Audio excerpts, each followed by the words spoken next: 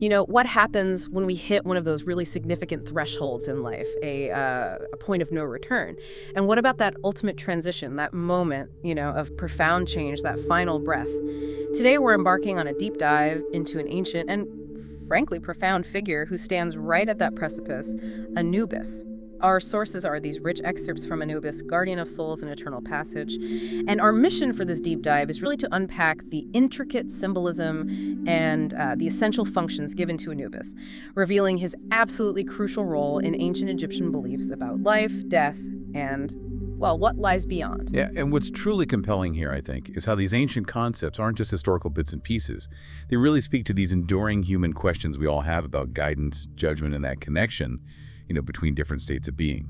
So we're going to delve beyond just what Anubis does into why these roles were so vital back then, and maybe what profound echoes they might still hold for us today. It offers a really unique lens, doesn't it? It really does. A lens on how humanity universally experiences these profound transitions. So, okay, let's really get into this. Our sources immediately place Anubis at this powerfully evocative location, almost like an energetic crossroads.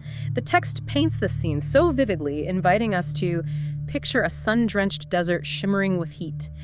There, between the sands of life and the shadows of what comes next, stands Anubis.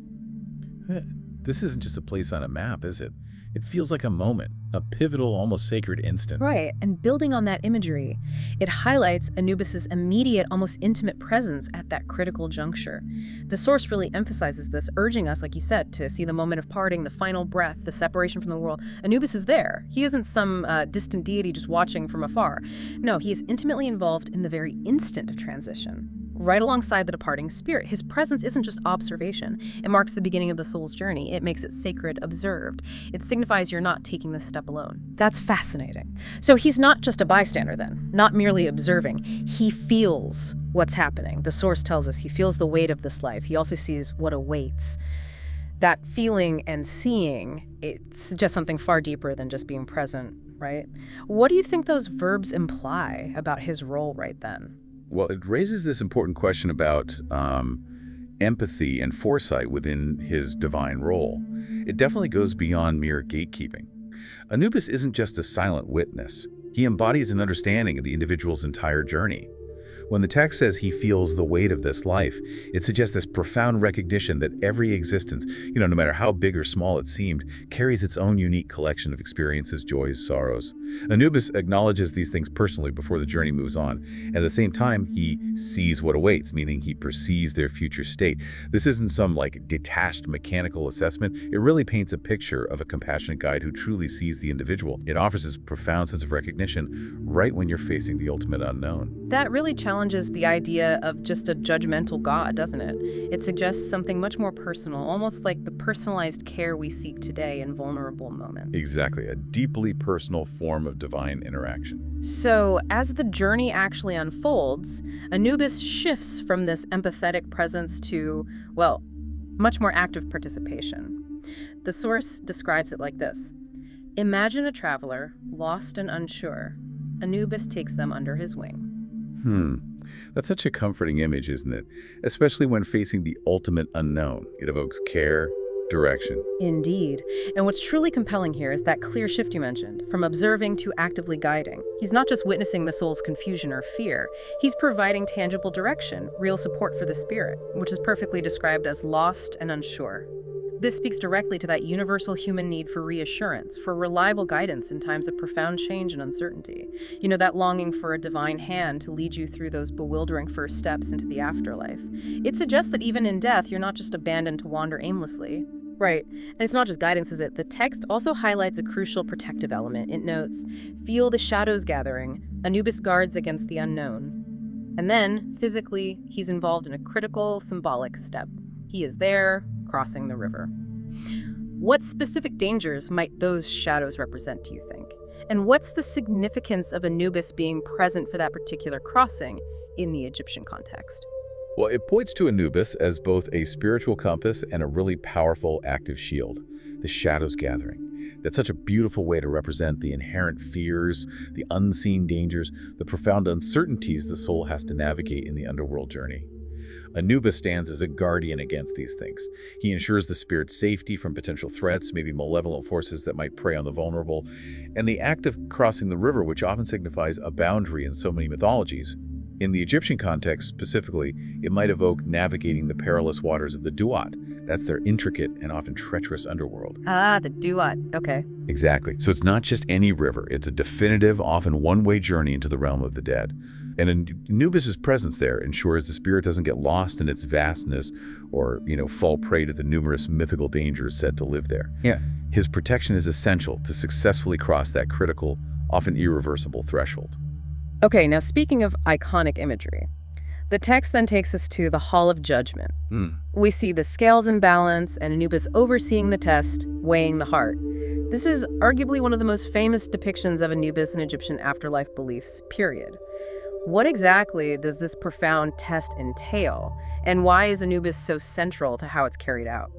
This is really the ethical and moral core of the soul's transition. It's a fascinating intersection of belief and practice. The imagery of the scales in balance and weighing the heart symbolizes this profound assessment of one's actions, character, moral integrity during their earthly life. But this wasn't just any old scale. It was a profound measurement where the deceased heart, believed to be the seat of intellect and emotion, was weighed against the feather of Ma'at. Ma'at, representing truth and order, right? Exactly. Cosmic truth, order, justice, righteousness, all of that. And Anubis' oversight isn't just procedural. It ensures the impartiality, the absolute determination of the spirit's destiny based purely on its earthly conduct. A heart heavy with wrongdoing would tip the scales against the feather. And that risk, being consumed by the monstrous Amit. Ah, yes, Amit, the devourer, crocodile head, lion forequarters. Hippopotamus hindquarters. Yeah, a truly terrifying consequence that really underscored the importance of living a righteous life according to Ma. So his presence here emphasizes that the journey isn't just about passage. It has deep consequences tied to how you lived. It's a moment of profound accountability. And the outcome of this judgment, if successful, leads to a very specific and highly desired destination. The source tells us, follow him to a place of light and joy. The text explicitly calls this paradise. So Anubis is the one who ultimately bridges the way to this final, blissful state. He completes the entire cycle. Precisely. If we connect this to the bigger picture, Anubis isn't just a guide through the initial darkness and the trials. He is the ultimate usher into the light.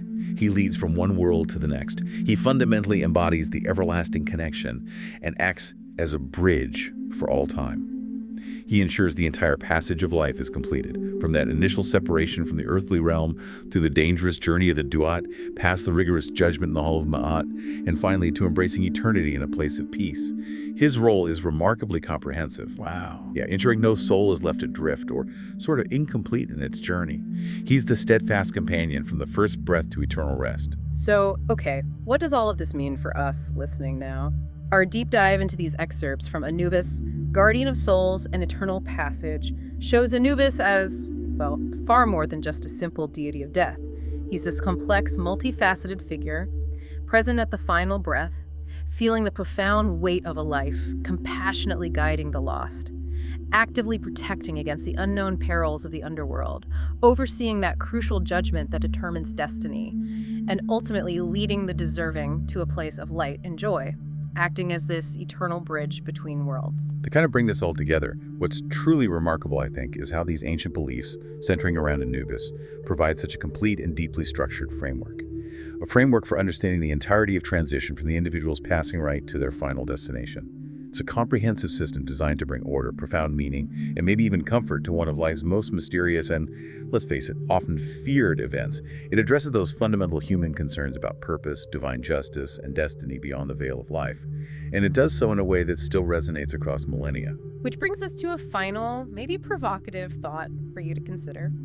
If an ancient culture conceived of such a detailed, empathetic, and yes, compassionate guardian for the journey of the soul, complete with moral accountability and a clear path to paradise, what does that tell us about humanity's enduring need for order, meaning, and guidance when facing the ultimate unknown? And how might that ancient perspective on Anubis as this steadfast march to eternity resonate with our own contemplations about life's ultimate transitions even today? Even in a world that often struggles with those very same questions, something to ponder as you navigate your own journey through life's thresholds.